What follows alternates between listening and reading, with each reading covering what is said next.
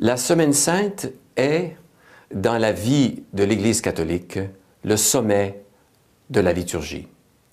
Et le jeudi saint, le vendredi saint, comprenant aussi la résurrection, s'appelle le Triduum pascal.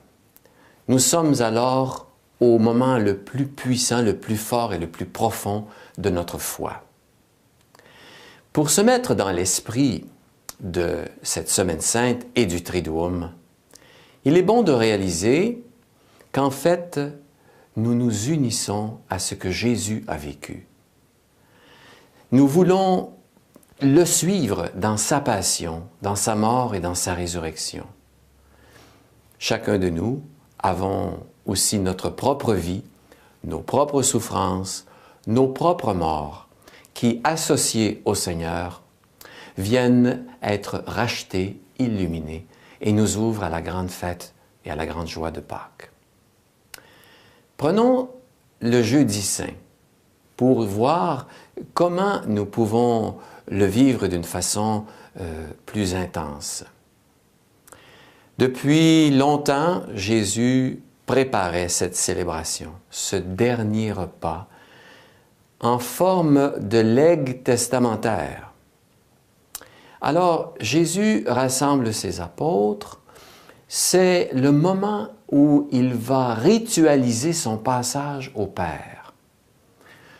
Les apôtres, peut-être, n'y comprennent pas toutes les nuances.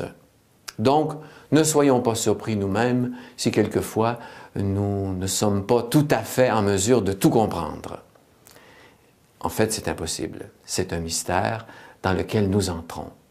Mais laissons-nous porter comme les apôtres.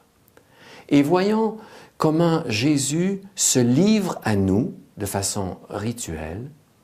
Il nous donne son corps et son sang. Et lorsqu'il nous donne son sang, il nous dit, voici le sang de la nouvelle alliance. Ces mots résonnent très fort dans le cœur des apôtres.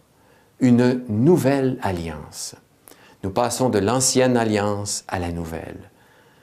Qu'est-ce donc que cette nouvelle alliance? Eh bien, Jésus va nous le faire comprendre dans ce rituel très particulier du jeudi saint, où il va se pencher pour laver les pieds de ses apôtres. Ce rituel qui est très puissant,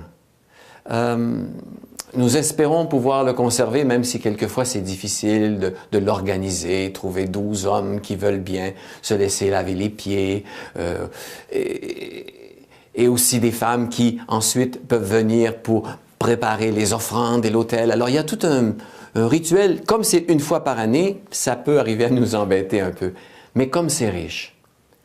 Le Seigneur nous parle par ce geste, et qu'est-ce qu'il nous dit? Il nous donne un commandement nouveau. Aimez-vous les uns les autres. Pourquoi est-ce si nouveau? Parce qu'il ajoute « comme je vous ai aimé ». Et cela retentit encore dans le cœur de tous les chrétiens. Et puis, lorsque le repas sera terminé, il se rendra en prière pour préparer, dans la prière aussi, au jardin de Gethsémani, son agonie et le don de lui-même. Nous avons pendant cette célébration l'institution de l'Eucharistie.